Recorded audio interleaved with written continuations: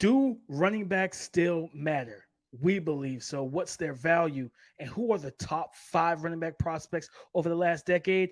We'll tell you next on the Locked On NFL Draft Podcast. You are Locked On NFL Draft, your daily podcast covering the NFL Draft. Part of the Locked On Podcast Network, your team every day. What's up, Locked On family? Let's get locked in. Welcome back to the Locked On NFL Draft Podcast, your daily podcast covering your favorite draft prospects, part of the Locked On Podcast Network, your team every day. I'm your boy, Damian Parson, always on the ones and twos. You can find and follow me on Twitter at DP_NFL.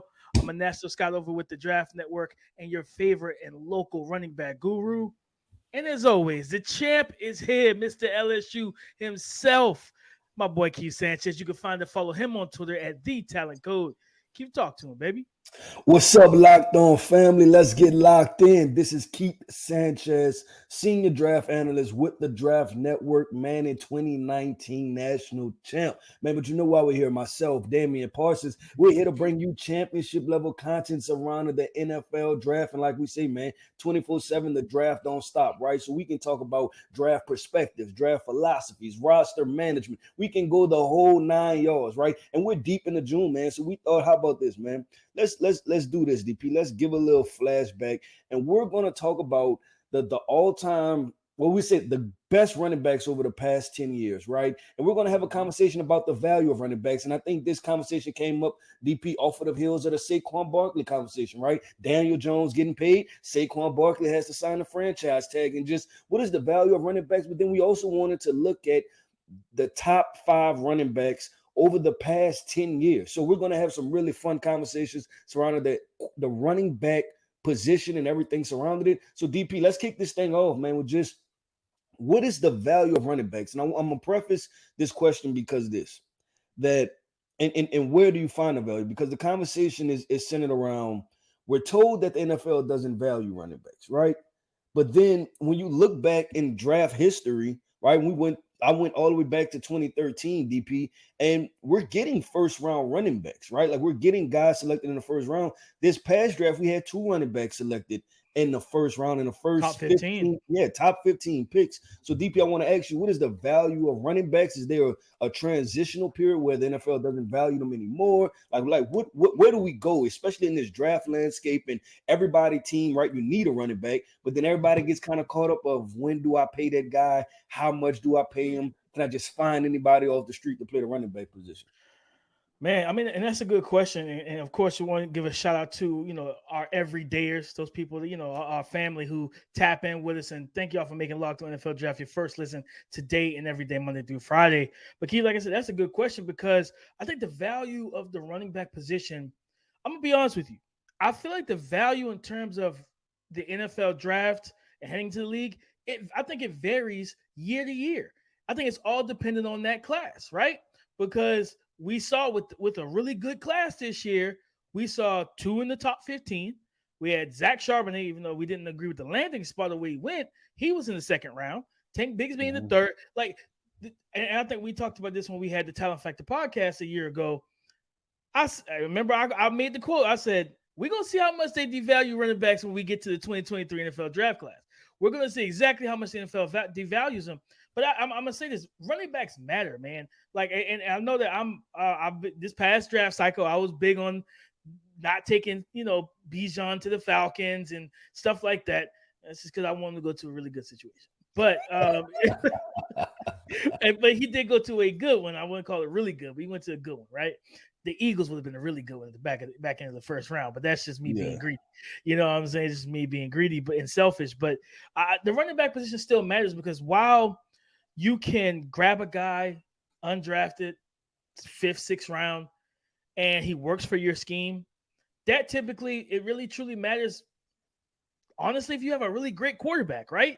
Like, it's easy for the running game to get going when Patrick Mahomes and Tyreek Hill and Travis Kelce on the field, right? It's different when you have, an average quarterback on your roster and you can't run the ball and run the ball at a high level, right? Being physical, being dominant, and leaning on it with a subpar, just average running back. So if you have top tier type of backs like a Jahmyr Gibbs, like a Bijan Robinson, yeah, you definitely look at those guys and you grade them as first round picks.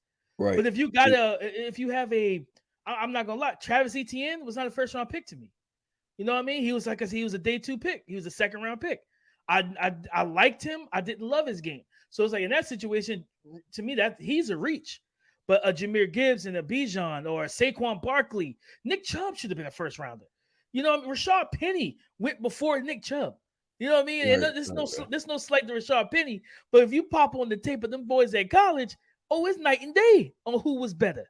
You know what I mean? Sony No. Michel went before Nick Chubb. That was his teammate, and he had arthritis in the knees. Yeah, no. So I think this conversation is twofold, right? Because you mentioned one thing, and I want to hit on that a little bit, is that you want them to go in good situations with potentially a quarterback. But the crazy part with that is, more times than not, that's not the situation. More times than not, it's like offenses, they develop a philosophy, right? And it's either we this spread team, we're gonna throw the ball 30 plus, lean on our quarterback, and defensively we'll just figure it the hell out. Or the team develops a mentality of, we're going to do run game through our quarterback. We're going to have an average quarterback. You know what I'm saying? I mean, run game through our running back. I'm sorry. Like the Ezekiel Elliott teams with the Dallas Cowboys when Dak Prescott got there, right? Like Derrick Henry, like that Jacksonville Jaguars team with Leonard Fournette and Blake Bortles was the quarterback. So many of those Vikings teams, right, with Adrian Peterson running them to the playoffs. So the Todd Gurley Los Angeles Rams, right? Like it's usually the opposite way, right? Like that. If you're gonna do the run game, it's heavy run game, average quarterback, and then we try to play defense too. So yeah, it's interesting you threw that out because we have yet to see a team go after that. And I remember I prefaced this conversation, just in a couple of our TDN meetings, and we talked about the Buffalo Bills, right? And I was like, hey, at that moment, this might have been 2 years ago. So Saquon Barkley was coming off of the ankle injury, right? And I'm like, if y'all need like a running back, I would kick the tires on Saquon Barkley. I'm like, okay, well, what would you give up for him? I'll give a first or second round for him. Like, you're going to be in the back end of the first round anyway, right? Picking because you're the Buffalo Bills. And if you have the opportunity to strike gold, right? Like, there's a 50-50 chance that your first round pick is going to work out. There's a 50-50 chance that Saquon Barkley is going to work out. Now, you put Saquon Barkley on that Buffalo Bills team from last year, running the way that he ran last year, then you might be having a different conversation about the Buffalo Bills being in the Super Bowl, right? Like that may be just enough to put you over the top. And then the other part of this, DP, is the value and the monetary value. But what I want to do is, man, because we have to go to break real quick. But we're going to talk about the monetary value and what I think the structure for running backs and how a general manager should handle the running back position. So there's some kind of common ground to where teams are not locked in because we understand the age situation and how running backs, quote unquote, fall off a cliff. But you also have to pay guys like Saquon Barkley. So coming up next, man, I will play a little general manager and break down some contract stuff and how I would, preface these contracts with these highly talented running backs that are getting closer to 30. And right now, make your way to FanDuel because right now, new customers get a no sweat first bet up to $2,500. That's correct. $2,500 back in bonus bets if your first bet doesn't win. And I'm tell you right now, if you watch the NBA playoffs and watch the Denver Nuggets win the NBA finals, you could have been betting on different things the entire time. Same game parlays, all of that. And that's part of the reason why I love betting on FanDuel. For one, you get great promotions every single day. A variety of different options that really suit your liking. The app is safe, secure, super easy to use. No stress, no mess. I'm telling you guys. And of course, the last thing, getting paid instantly, right away, off top. I want my money. I want it. It's my money. I want it now. I just want it. I need it now. So there's no better place to bet on any of the action, whether it's playoff, NBA, NFL, MLB, whatever it is, then America's #1 sportsbook, which is FanDuel. So visit FanDuel.com/lockedon and get a no sweat first bet up to $2,500. That's FanDuel.com/lockedon. FanDuel is the official sports betting partner of the NBA. All right, GM Keith, you've been Coach Keith, but you talk about playing GM now, brother. And you talking about these contracts, especially for, like you said, the Saquon Barkleys and all these different running backs that have what typically happens, Keith? Running backs are paid for what they've done, right? And you got a guy that you drafted first round, right? You got a 5th-year option. So he led the league 4 straight years in rushing. You typically teams pay him for that. Then fans get mad because the pay that you paid, what you paid him for was because of what he did. But going forward, he doesn't live up to the paycheck. So how do you find the common balance in paying these running backs? Yeah, so it's all about structure, right? And what happened was, because let's take, some contracts. You had a Christian McCaffrey getting paid, right? And then there was injuries involved in there. You have the Alvin Kamara situation where there are injuries involved in there. You have the Ezekiel Elliott conversation where he literally, you talk about the cliff, right? Like you talking about just production just went all the way down, right? And so now, everybody's making the case, hey, do not pay these guys at all. And I think that's somewhat of what Saquon Barkley is sitting at, right? Like, because it's like, if we pay him, we know we got 2 years and we're going to be stuck on the books with him and stuff like that. My thing is this, that I understand that running backs, they may want to get a long-term extension or something like that, right? But I would pay them per the value per year. Is there any way we can work out a 1 year, $20 million contract, right? Like to where you're raking in $20 million. That's twice the franchise tag, right? Because I would like, if you're talking Saquon Barkley, that's what you're worth to my team. Now we also understand that there's injuries, right? So maybe 2 years with a second year team option type situation. I think that's how you have to approach it with these running backs, period. Like if that guy is heavily contributing to your team, right? And it's Derrick Henry and you have Ryan Tannehill, you might want to pay Derrick Henry his $25 million because he's worth that to your team, right? Like, so because if the Giants walk into next year, right, without Saquon Barkley, and it's Eric Gray, and we like Eric Gray as a prospect, but it's still a difference, right? Then is Daniel Jones going to be able to carry the New York Giants? And that's the conversation, DP, that I don't know. And I think to kind of solve that is, okay, cool. Put these running backs on these 1 year, heavily loaded, pay them what you feel like they're going to contribute next year, like you just said. Not about what y'all done.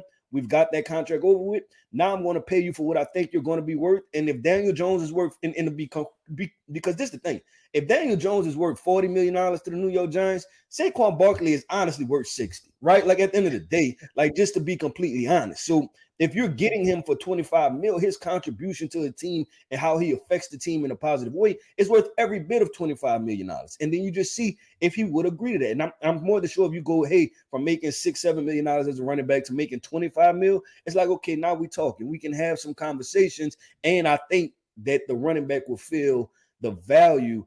And DP, this is the other part, because we have on our ticker, right? We talk about the evolution of the position. And that's what we have to start thinking about too, is that these running backs, Saquon Barkley, is not just a running back. He's a receiving threat out of the backfield, right? When guys like Jahmyr Gibbs are up, when we had Alvin Kamara and Christian McCaffrey, you're paying these guys as your starting running back, but also probably the number 3 option in your passing game. So the evolution of the running back has changed, and I think the money should change with it. So these heavily loaded 1 year contracts, if you're worried about injury, I think that's the way to go. I would say, and that's not a bad idea. I've always thought about it from the aspect of getting, especially this is for, truthfully, this ideology I have is for all NFL players, because I hate seeing such and such signed a 5-6 year deal. Cut the crap. Like, he ain't signed no, you know what I'm saying? That's not a real 6 year deal. You know what I mean? Like, stop taking these type of deals where you can sign a 3, maybe 4 at max and get guaranteed money. You know what I mean? To where, okay, if you're going to sign me to a 6 year deal for $250 million and 175 of that is fully guaranteed within the first 3 years, just sign me to a 3 year deal for 175.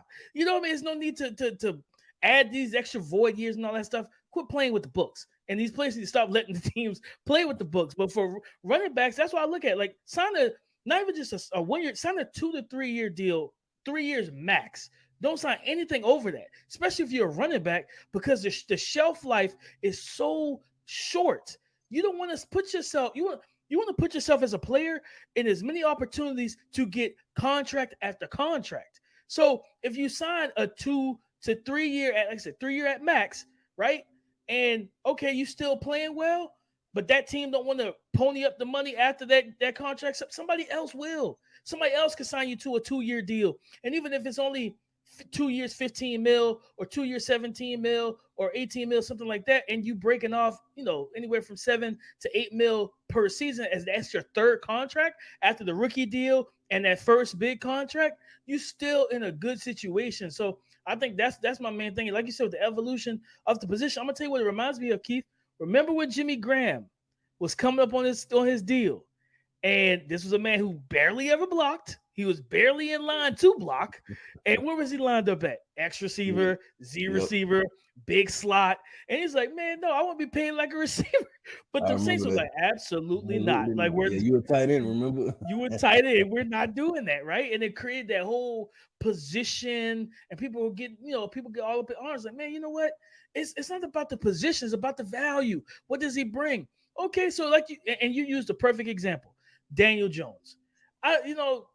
Besides the biased Giants fans, and we love y'all too, but at the same time, if you feel that Daniel Jones is due whatever the guaranteed money is, if it's $40 million a year, if you feel that he's earned that, then you are a little biased, and let's keep that 100. So, but you look at it, there's no way you looked at the tape and looked at his play last year and were like, man, he earned that. Like, no, he did not. Like, you know what I mean? He wasn't worth that type of money. So at the end of the day, yeah, Saquon is the engine to that offense, where the passing game runs better when Saquon's on the field and he's, ripping and running and causing chaos for defenses. At the end of the day, defenses want to stop Saquon and make Daniel Jones throw the football. That's how that situation works defensively. So you got to value, and I get it, quarterbacks are so important, but Keith, what's funny is people get mad and like, yeah, I don't want to pay running backs this type of money. All right, cool. So you're willing to pay not even just Daniel Jones, but just in general, because you need a quarterback, you're willing to pay one $45-50 million, taking up probably 12% or more of your salary cap. And he's not Mahomes, he's not Allen, he's not Lamar, he's not Burrow, he's not one of these top guys, but because you need a quarterback, you okay paying the quarterback all this money, one man that still relies on all other 10 guys to do their job correctly. Okay. You know what I mean? Like, that's right. Fine with me, right? Like, fine with me. And that's how you have to approach this. But I think it's such, the conversation around running backs, man, I think it's going to continue to become polarizing, because you're going to ask, okay, is this the return of the running back, right? With 2 running backs going in the first round, and then we're talking about contract years, and we know that there are teams, right? And maybe teams have not won Super Bowls, and I know people going to throw out the statistic of, there hasn't been a first round running back or something like that to lead his team to the Super Bowl and rushing yards and all of these type of things. But I keep saying, like, there's still a gap between being a 5-11 team, then a playoff team, and then a Super Bowl team, right? Like I said, like, do you want to be and this is no shot, right? But you have teams that never won a Super Bowl, right? Or haven't won in a very long time. Now, do you want to be one of those teams that still has good years sprinkled in there, or would you rather just be miserable throughout, right? So you still want to put together good teams to be competitive, and let's just get there and see what happens. Like the Philadelphia Eagles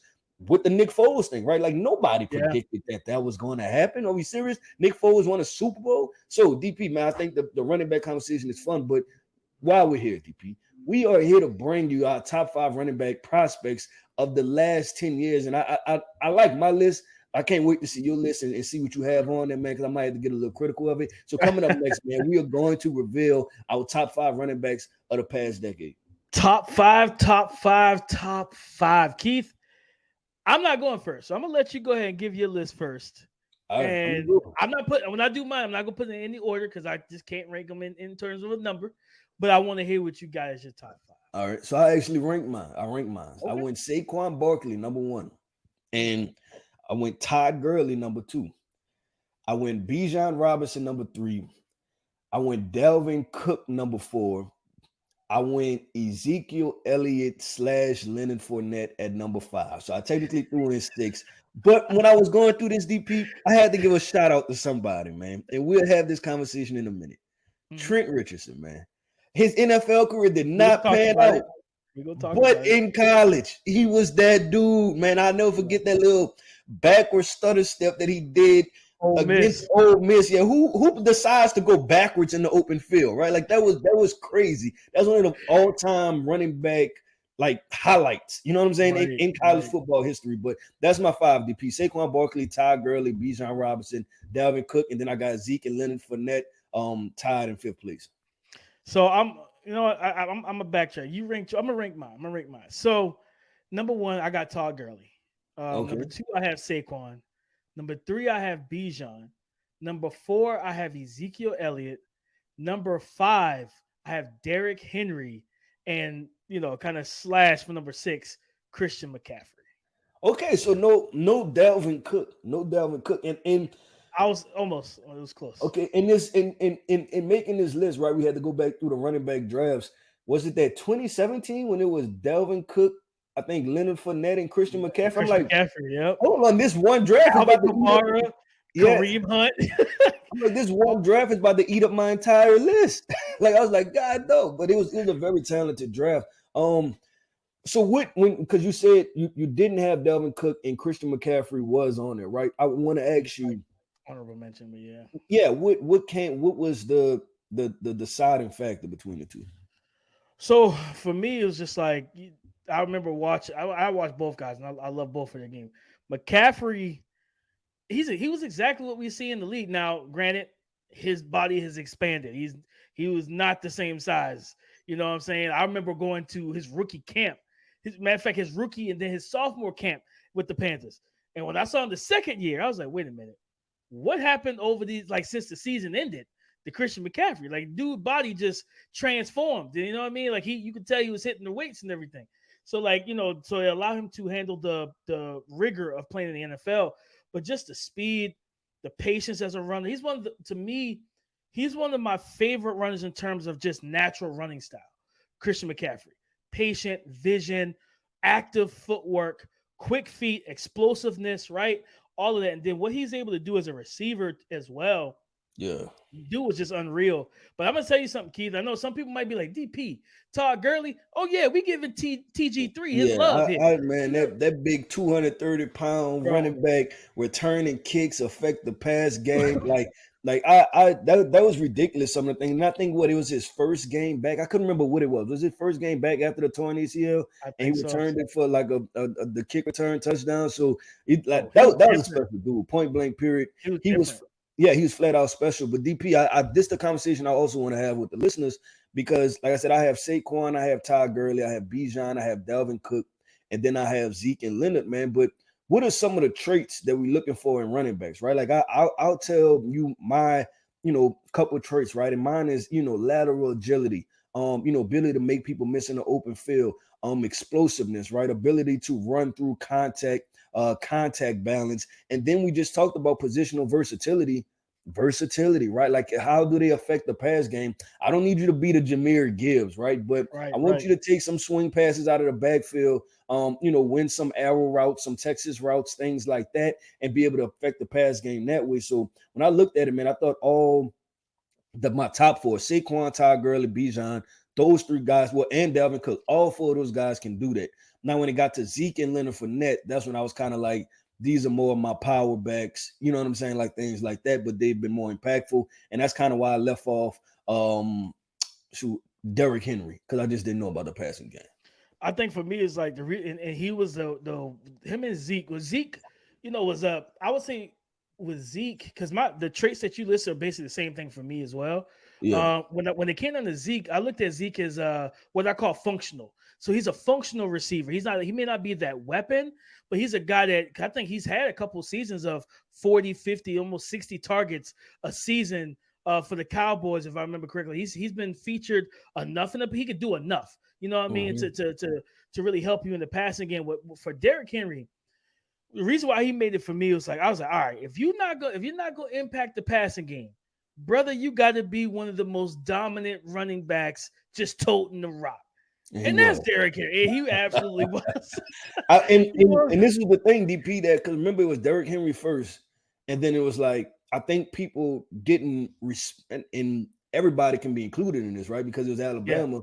Because remember it's Derrick Henry first, and then remember Bo Scarborough. He was like almost the same size, right? And it was like, oh, here they go again. But obviously Derrick Henry was the better back, and that makes you respect what Derrick Henry was able to do even more. But on this train of big Alabama running backs, there was one running back that I struggled with, that was Najee Harris.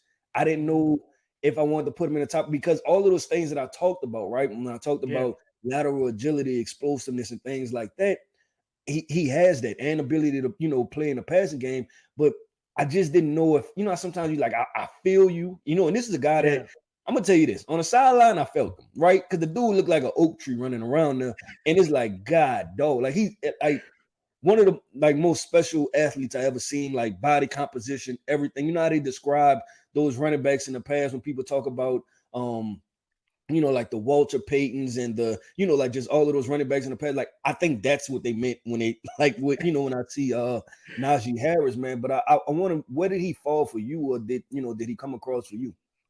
He came up in my mind. You know what I mean? I thought about him. I thought about Trent and a couple other backs throughout time. He just didn't make the cut. You know me, I love Najee, man. I've never seen a 6'2", 6'3", 240-pound back run a fade. You know what I mean? From the 20-yard line, track the ball and moss a linebacker. And I'm like, wait a minute. Like, you're not supposed to be doing this, big fella. Like, this isn't normal. And you know what I'm saying? And you brought up a name earlier, Keith. I'm gonna say this, bro. The Cleveland Browns failed Trent Richardson.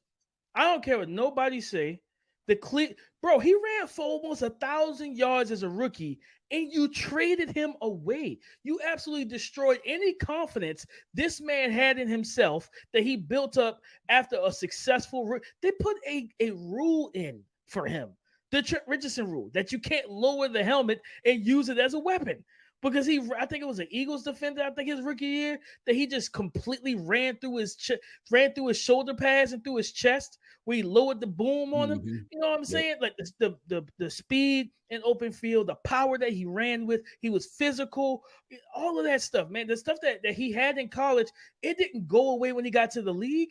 There was some outside distractions as well. If you've ever listened to him in interviews talk about the situation with his family and just dealing with like the people chasing him for money, stuff like that. He didn't want to let people down. Like that stuff clearly bothered him as well.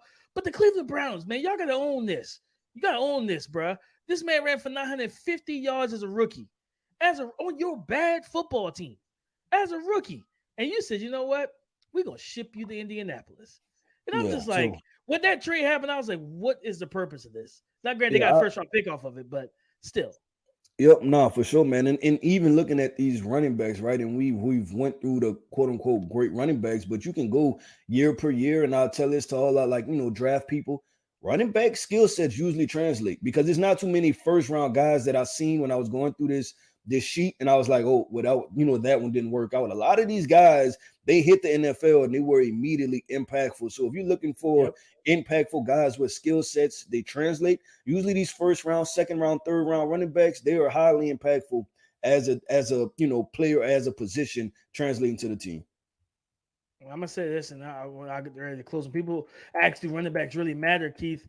If I'm looking at the numbers correctly, we had 8 running backs inside the top 115 picks in the 2023 draft. We had 7 going to top 100 for the 2023. 7 running backs off the board in the top 100. So when people say running backs don't matter, people, they don't want to run the ball. All right, cool. Well, you be 80-20 passing versus run and see how that helps your team. Because typically you're not going to win unless you got yourself an alien back there. And there's just not too many of those walking around in the NFL at the quarterback position. But as always, man, listen, fun discussion. I love to talk about my running backs. No matter what I said about them this past draft, they still my guys, and I absolutely love them. You know what I mean? I'm the running back guru. That's what I do.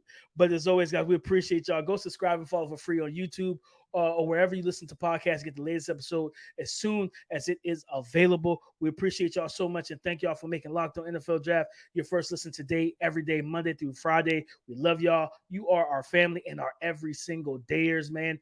As always, in terms of Twitter, I'm Damian Parson. You know what I mean? You can find me on Twitter. Follow me there, DP_NFL. That's my guy, Coach K. No, GM Keith. GM K. You know what I'm saying? You can find him on Twitter at The Talent Code. Come and join the conversation again tomorrow on the Locked On Podcast Network. Your team every day.